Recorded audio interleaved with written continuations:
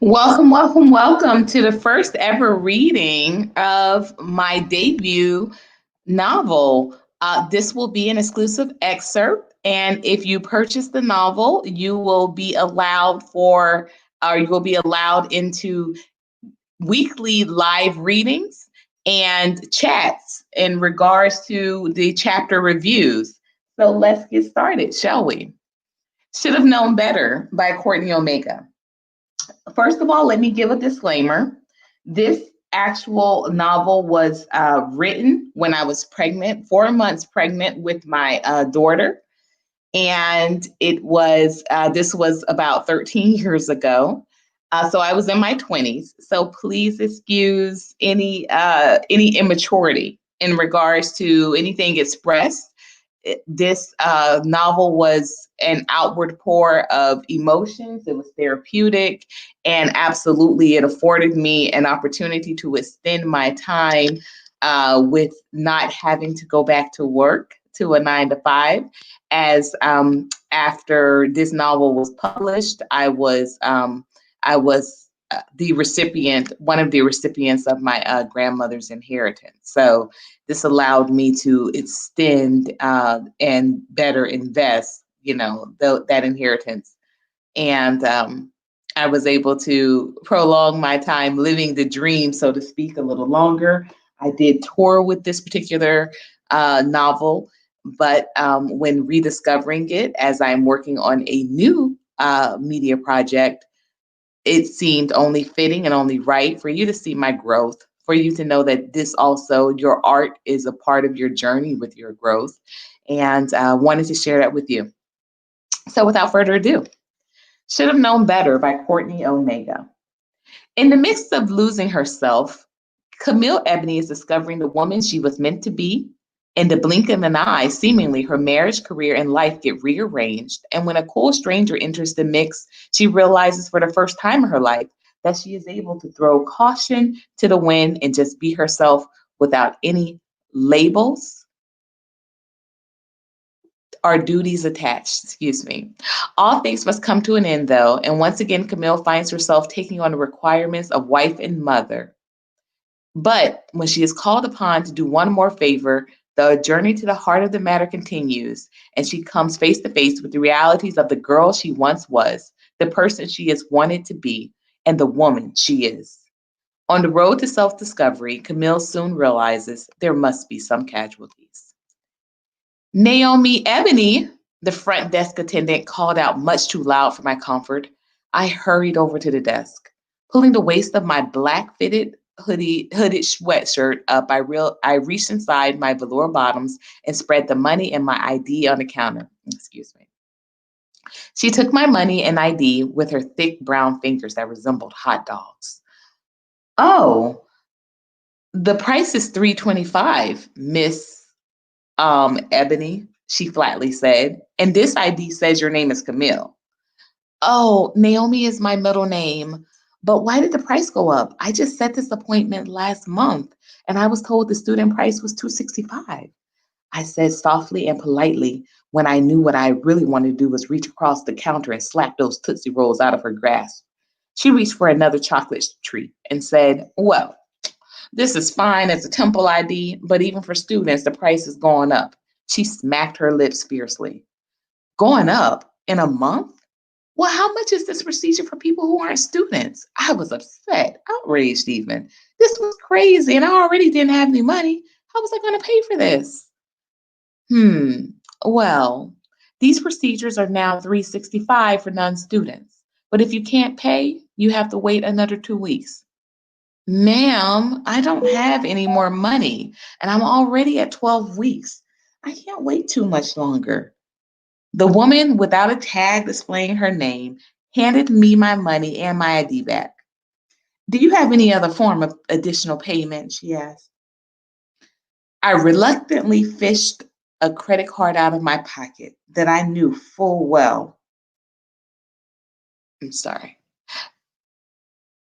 That I knew full well had nothing on it. I slid the platinum tone card across the countertop. She ran in and told me what I already knew. Miss Ebony, you'll have to reschedule.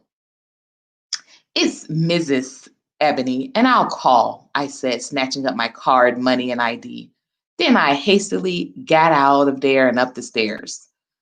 I didn't even lift my head until I was rounding the corner and Planned Parenthood was out of sight.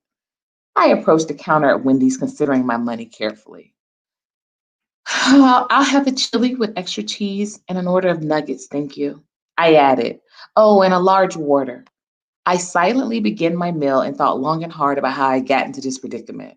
Being pregnant with me and my husband Malcolm's first child should have been a joyous occasion. Yet, the moment I found out that I was pregnant, I knew what I had to do. I decided to keep it to myself and terminate the pregnancy. A smile found its way to my lips, though, as I reminisced on the time period when the baby was conceived. 3 months ago, I'd returned from Miami visiting my sister and getting over the fact that the magazine that I'd worked for since college had was folding. Malcolm met me at the airport with his dreads tapered and looking fly. He had on khakis and some chucks, and he looked like he was straight from the West Coast instead of DC. I couldn't wait for him to get me home and let me know how much he missed me. I sure missed him though. I did love Southern Florida.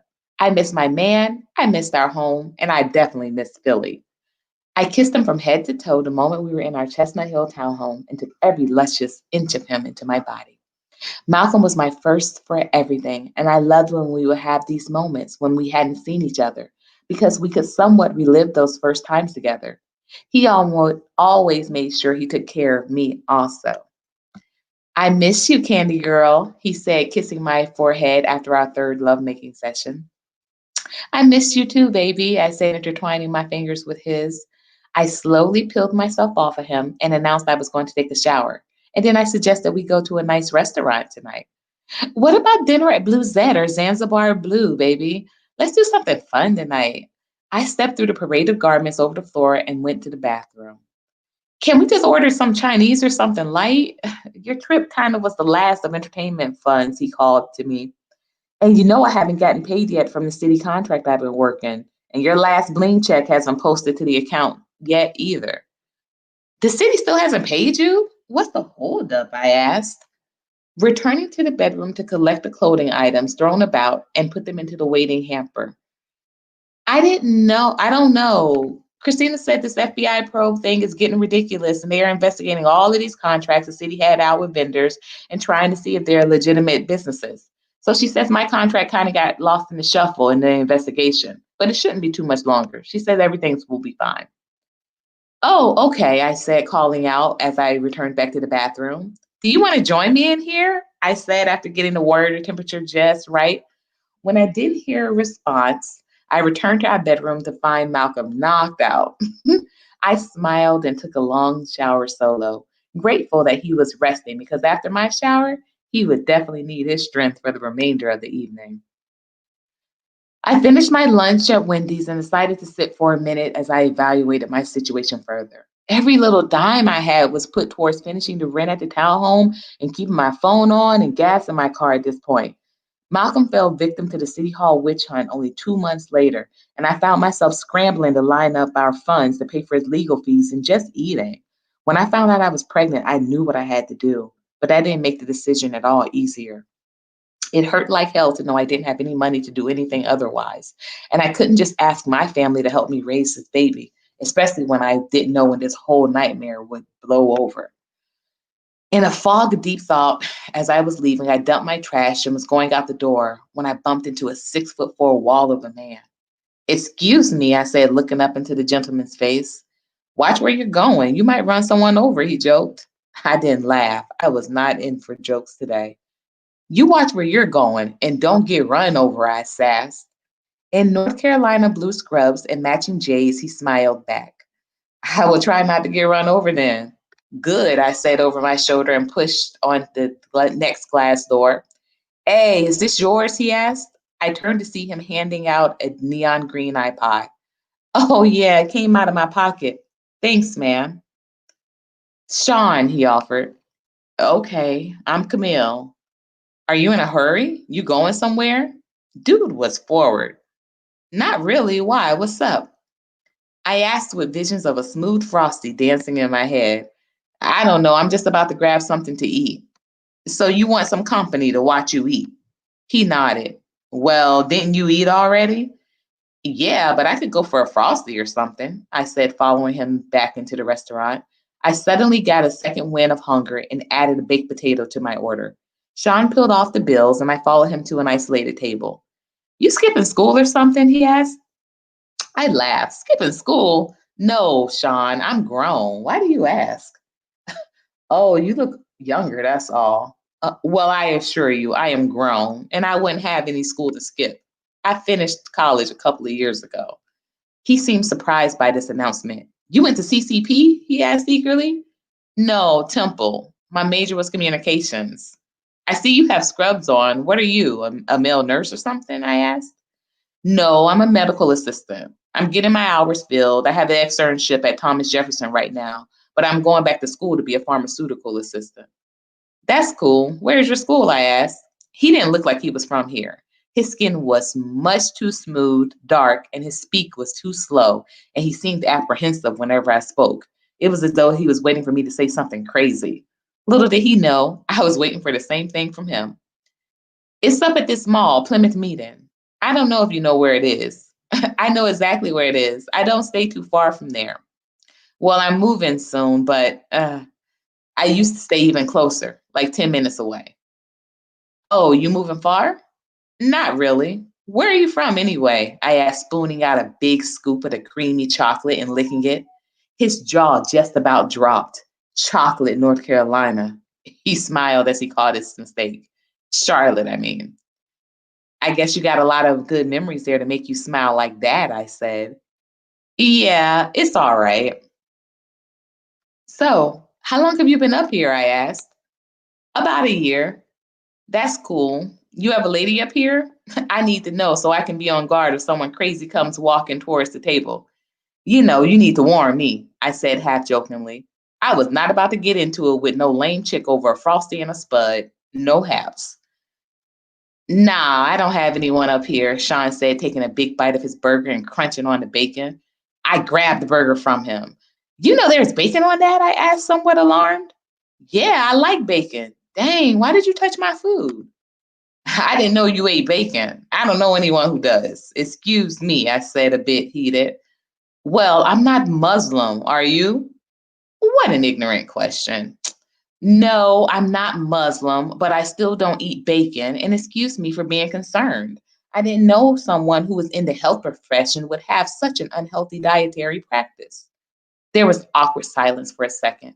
Then he went to the trash and threw the burger away and returned from the service counter with a fresh burger. This time, no bacon.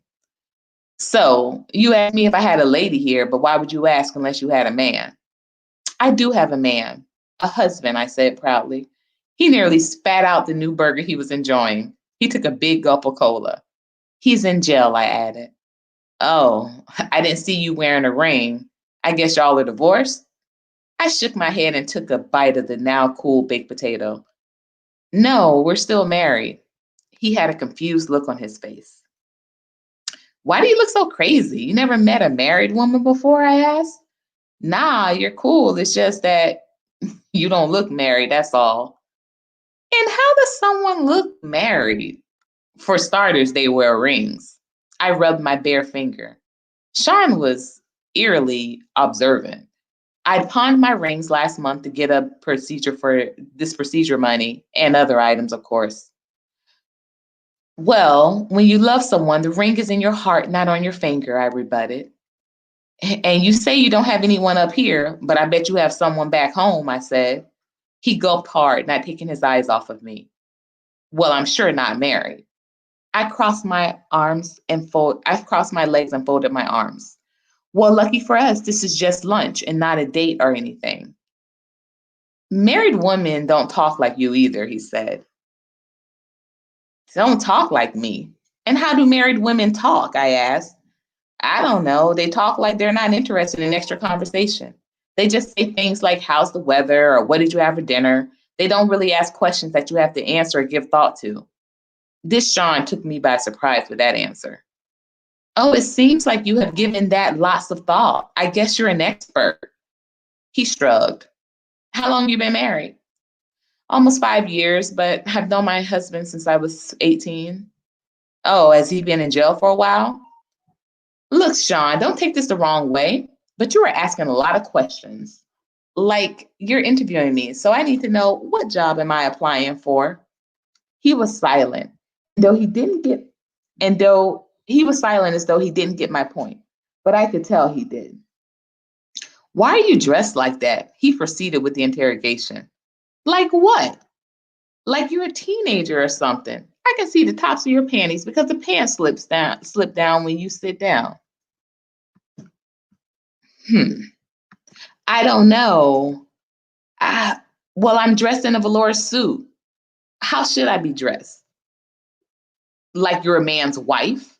A nice suit, maybe a skirt and jacket, and your hair done nice. Do you have a car? I could care less, but I was about to flip the script on him and give him a dose of his own medicine, since he wanted to play the how you should look B game. Silence. He kept chewing. You said you're on an externship. Do you have a job outside of that? If not, you should get one. You are what, 23 or 24, right? Yeah, how do you know that? He asked, impressed. Well, I would have thought you were older from your demeanor, but you asked young boy questions, a lot of suggestions about what I should look like, but no combo about what you don't have. He looked at his watch. My lunch is over, but I was going to call you if you give me your number. Why don't I take yours? I asked, really not wanting to give him anything of mine. I can't. Because you live with your mother and she won't let you give it out? I asked, receiving his impressed but disturbed look again. He slowly nodded. I got a better idea. Why don't you call your coordinator or supervisor or whoever and tell them you got sick over lunch? Then you can come back to my place and kiss my butt. I stood up and handed him my phone. He placed his Boston Red Sox hat on his head and accepted it. I wasn't serious at all, but I led the way back to my place anyway as we got off the R7 train. I couldn't believe he actually did it. I switched my hips knowing he was watching, but little did he know that's all he was going to do today was look. Do you want something to drink? All I have is water and orange juice. I haven't been to the store yet. I lied. I had no money to even go for a grocery trip. Nah, I'm fine. Sean's voice was trailing off as he walked around my place like he was deciding if he wanted to buy it. The bedroom is nice. At least it's clean in here, he called from the rear of the apartment. I went into the bedroom to see him sprawled on the bed. This dude must be crazy. Do you have a problem? Get off my bed. Out of my bedroom. Are you crazy? Girl, I didn't take off work for nothing, he said, sitting up in the bed. Take off work for nothing? You're not even getting paid from that job. You're on an externship. I thought you wanted to chill and talk. I didn't invite you over here to get laid. That's for real. But you said to kiss my butt. Well, take off your pants so I can do it. This dude had jokes. You must think I'm stupid. That's the best you can do? Take off your pants? You are something else. But if you thought that I was going to come around, if you were coming around here for an afternoon fest, you are clearly mistaken. Dang, you mean you had me wasting my time here? This is some BS for real. I thought you were cool. Well, I thought you were too. But it seems like you have something else on your mind, and I'm not getting into it. Well,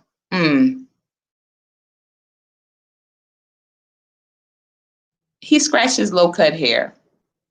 Well, do you want a massage? I'm good at them. You seem stressed out and a lot is on your mind. I thought about it. Yeah, whatever. Come out into the front room. I guess I could use a massage. He slowly got off the bed and joined me on the futon in the front room. You want to smoke something? He asked. I don't smoke, I said. Oh, not anymore? You quit? I never have. You serious? Yep. Well, you mind if I smoke something before I give you a massage? Relaxes me a little bit. Listen, you don't even have to do that. I don't need a massage that bad that I would have you up in here getting blown, so I really couldn't do anything with you and get you to leave here if you start tripping. Dang, then what do you do? You need to calm down for real. There's a woman in your presence. He twisted up his mouth. I don't live too far from here. Can you tell me when the next train comes? 18 after the hour, so one just left. I reclined against the back of the cushion. I thought you wanted to do something, he said disappointedly again. Well, I do, but not what you want to do, obviously. I was cool with just talking. Well, since we have an hour, you can go ahead and talk then. I definitely ain't walking back to Germantown Avenue. I did just that, and I guess I talked his ear off. I told him that I needed a little cash, but also let him know I wasn't trying to trick to get it. I just put it out there in general conversation. I may be able to help you out with that, but I'm gonna need to do something here, he said. Something like what? Well, I'm going back home next weekend, and if I could cook up a little something here, I can sell it down there.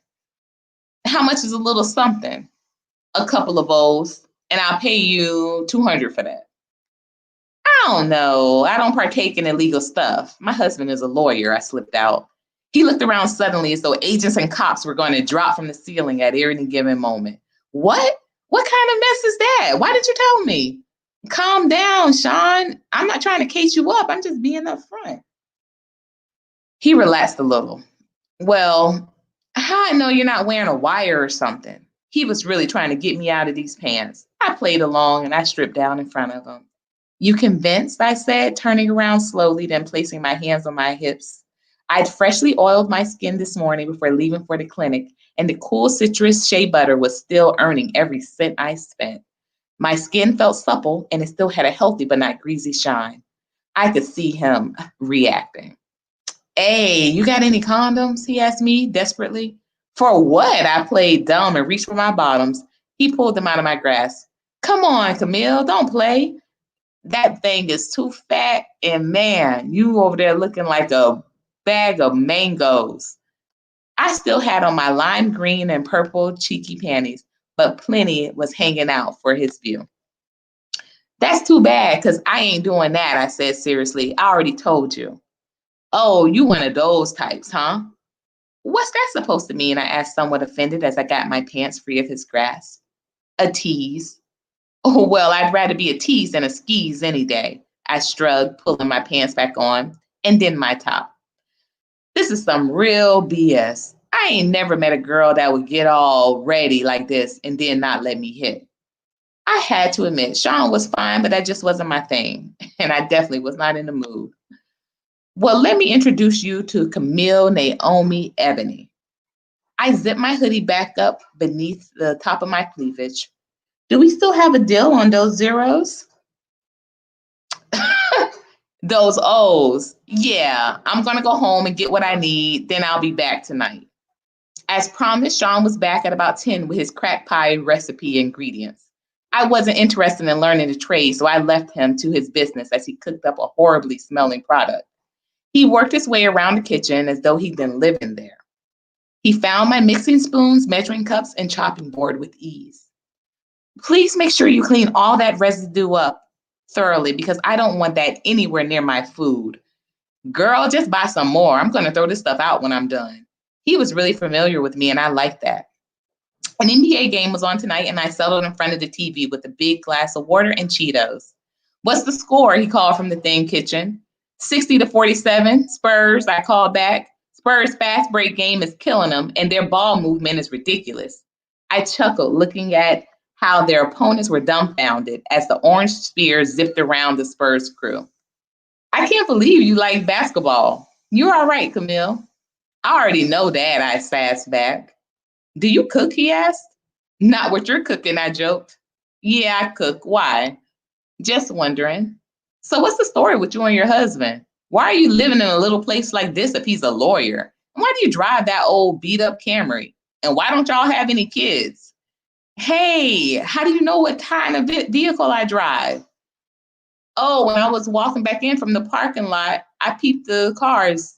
I spotted one that says Chameleon on the tag. Figured that was yours. Some old style Camry. What's up with that? Well, what kind of car do you drive? I asked. He was silent.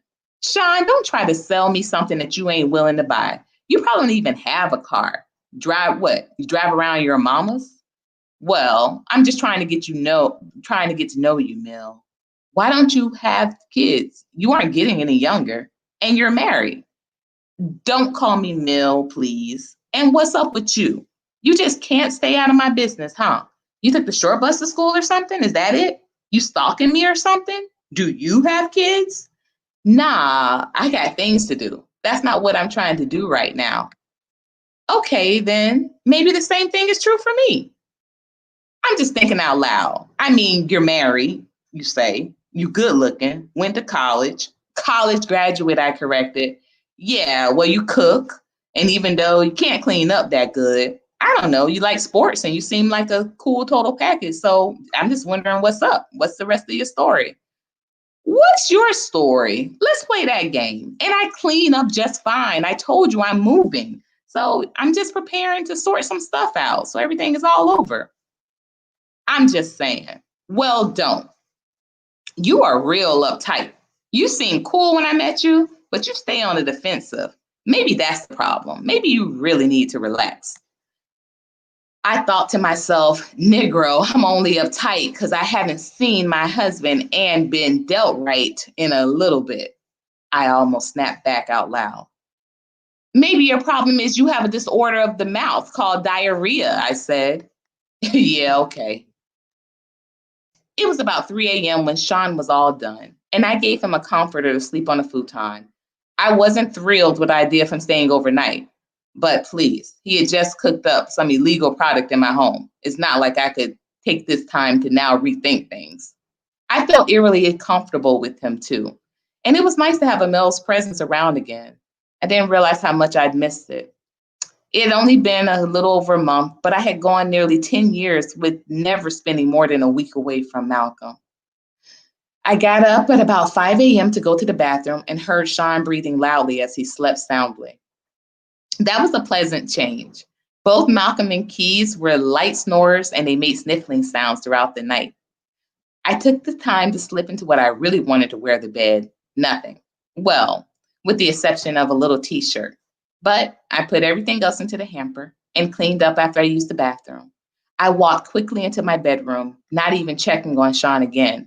But I didn't need to. He was in my bed.